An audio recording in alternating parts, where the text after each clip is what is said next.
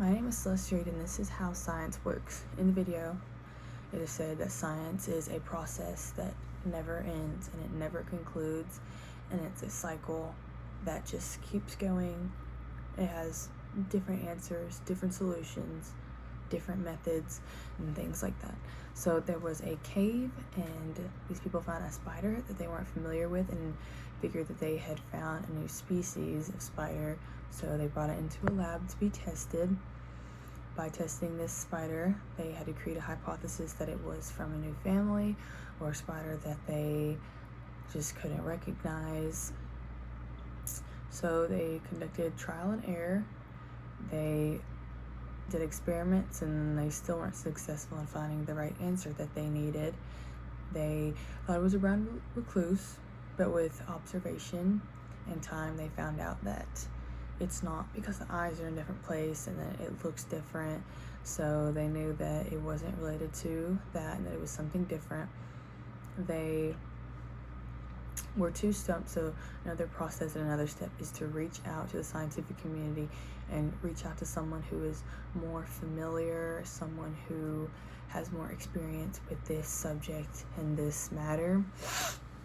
You have to present the evidence and ask the question, like, what do you think about this, to help find the solution.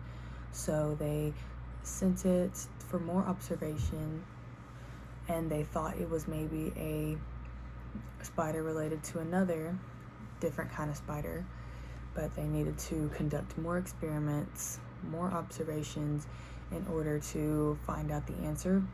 And again, it's stated that science, it's unpredictable. You never know what answer you're going to get. You never know what question you're going to find yourself asking.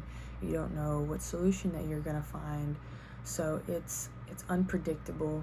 It's never ending. So one question you might think is right, it might not be right. So you just have to keep asking yourself questions and keep observing and keep conducting experiments to find out what answer makes the most sense and what answer needs to be answered. So on this process, you need to create a hypothesis. That's what they did. They created a hypothesis. And even if their hypothesis was wrong at first, they can create a new one, because it's never ending. If you conduct something and it's wrong, you can try something else. You can just keep trying it until you find the right answer.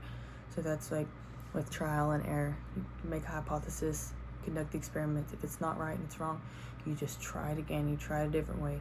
You can ask somebody, and you can receive feedback that can help you answer these questions. So they thought they'd find an answer, but science, it never concludes.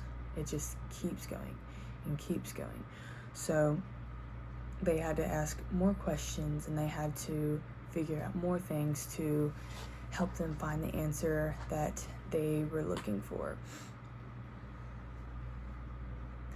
They thought that it was a new species, but a new species hadn't been discovered in America in over 100 years, so they were trying to find something that made the most amount of sense, and they just needed to ask more questions and do more observations and conduct more trial and errors.